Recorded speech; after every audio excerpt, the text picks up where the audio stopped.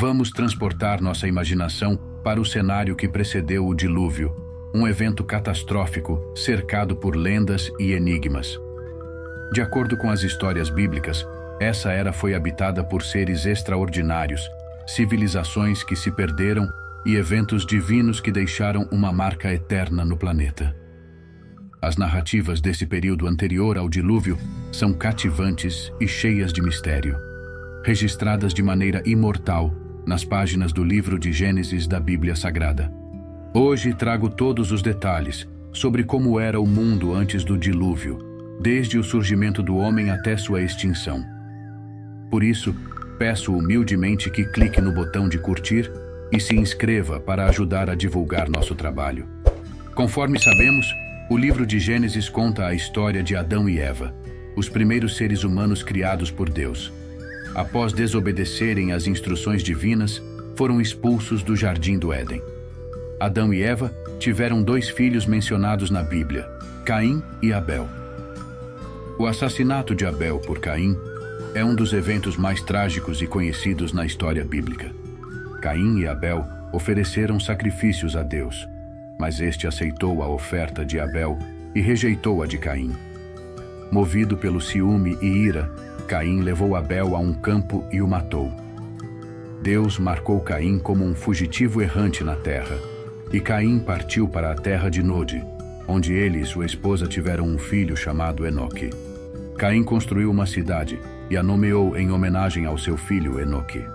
A narrativa bíblica fornece detalhes sobre a capacidade intelectual dos humanos dessa época, mencionando feitos notáveis de personagens como Caim e, posteriormente, Noé. Essas histórias sugerem que, mesmo antes do dilúvio, os seres humanos eram capazes de realizar conquistas significativas. Caim, por exemplo, construiu uma cidade indicando um certo grau de organização e conhecimento de engenharia, embora a Bíblia não forneça muitos detalhes sobre o nível de desenvolvimento intelectual ou tecnológico daquela época. Noé é conhecido por construir a arca sob a orientação de Deus para sobreviver ao dilúvio.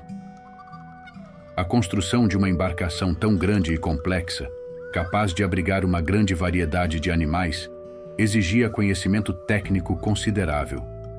No entanto, é importante lembrar que a narrativa bíblica destaca principalmente aspectos espirituais e morais das ações dos personagens. Muitos se questionam sobre a duração exata do período pré-diluviano, conforme apresentado na cronologia bíblica do Antigo Testamento. O período pré-diluviano refere-se ao tempo que precedeu o grande dilúvio, associado ao julgamento divino sobre a humanidade devido à sua corrupção e pecado. A duração exata desse período é descrita nas genealogias apresentadas no livro de Gênesis. De acordo com essas genealogias, o período pré-diluviano começou com Adão e estendeu-se até a idade de Noé. A Bíblia relata que o dilúvio ocorreu quando Noé tinha 600 anos. Somando os anos de vida de Adão até Noé, o período pré-diluviano é geralmente considerado como tendo durado cerca de 1656 anos, de acordo com as genealogias bíblicas. No entanto, variações nas genealogias em diferentes traduções e interpretações das Escrituras podem apresentar durações ligeiramente diferentes. A interpretação dessas genealogias e a cronologia bíblica são tópicos de estudo e debate entre estudiosos religiosos e historiadores. De acordo com a narrativa bíblica no livro de Gênesis, antes do evento da Torre de Babel, havia apenas uma única língua falada por toda a humanidade. Esse evento é descrito no capítulo 11 de Gênesis, que descreve a construção da Torre de Babel. Segundo a história, as pessoas se reuniram na planície de Sinear e decidiram construir uma torre que alcançaria os céus.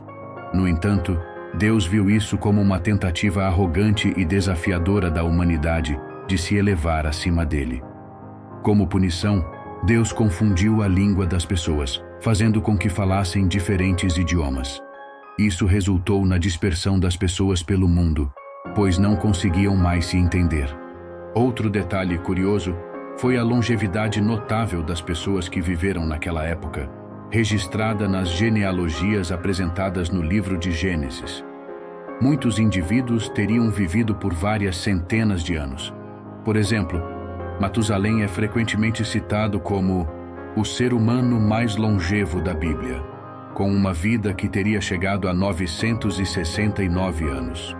As razões por trás dessas longevidades extraordinárias não são detalhadas na Bíblia, mas há várias interpretações e teorias sobre o significado e propósito dessas idades. A narrativa bíblica sobre a sociedade que antecedeu o dilúvio descreve um ambiente caracterizado por uma crescente corrupção moral e pecaminosidade. Embora a Bíblia não entre em muitos detalhes específicos sobre a sociedade pré-diluviana, alguns relatos sugerem práticas que eram contrárias aos padrões morais e éticos. Isso inclui assaltos, relacionamentos múltiplos e até mesmo incesto, conforme relatado no capítulo 6, versículos de 1 a 4, que mencionam os nefilins. Esses versículos descrevem os nefilins como os filhos de Deus que se relacionaram com as filhas dos homens, resultando em uma prole conhecida como nefilins. Essas novas criaturas são frequentemente vistas como uma raça de gigantes ou seres humanos de grande estatura que surgiram como resultado dessas uniões. Essa passagem levanta várias questões e interpretações possíveis sobre a identidade dos filhos de Deus que se relacionaram com os filhos dos homens. Alguns interpretam isso como referindo-se a seres angelicais ou espirituais que desceram à terra e se relacionaram com seres humanos. Outros veem os filhos de Deus como simplesmente descendentes de Sete, uma linhagem piedosa que se relacionou com descendentes de Caim, uma linhagem pecaminosa. No entanto, durante o período antes do dilúvio, existiram algumas exceções, pessoas de bom coração que mantiveram uma relação próxima com Deus. Dois dos exemplos mais notáveis são Enoque e Noé. Enoque é mencionado no livro de Gênesis como um homem que andou com Deus. Sua relação próxima com Deus é destacada pelo fato de que, ao contrário dos outros patriarcas daquela época, Enoque não apenas viveu uma vida longa, mas também não experimentou a morte. Em vez disso, Deus o levou diretamente para si, interpretado como um sinal de favor divino e retidão. A relação de Enoque com Deus é vista como uma demonstração de fé. Noé, por sua vez, é conhecido por sua retidão e obediência a Deus. Escolhido por Deus para construir a arca e preservar a vida das criaturas durante o dilúvio, a Bíblia o descreve como um homem justo e íntegro que andou com Deus. Sua obediência às instruções divinas e sua devoção a Deus são evidenciadas pela construção da arca, apesar da oposição e zombaria que enfrentou. O fim da história antes do dilúvio é marcado pelo grande dilúvio, um evento cataclísmico enviado por Deus como juízo divino sobre a corrupção e maldade que haviam se espalhado pela humanidade. O dilúvio durou 40 dias e noites, durante os quais as águas subiram sobre a terra, cobrindo todas as montanhas. Todas as criaturas vivas na terra foram destruídas, exceto aquelas que estavam na arca de Noé. Após o dilúvio, Deus fez com que as águas retrocedessem, e a arca finalmente repousou sobre o Monte Ararat. Quando Noé e sua família saíram da arca, Deus fez uma aliança com eles, prometendo que nunca mais destruiria toda a vida na terra por meio de um dilúvio. O símbolo dessa aliança foi o arco-íris, que apareceu no céu como sinal da promessa divina. O fim da história antes do dilúvio, portanto, é caracterizado pelo julgamento divino no dilúvio e pela renovação da criação após esse evento.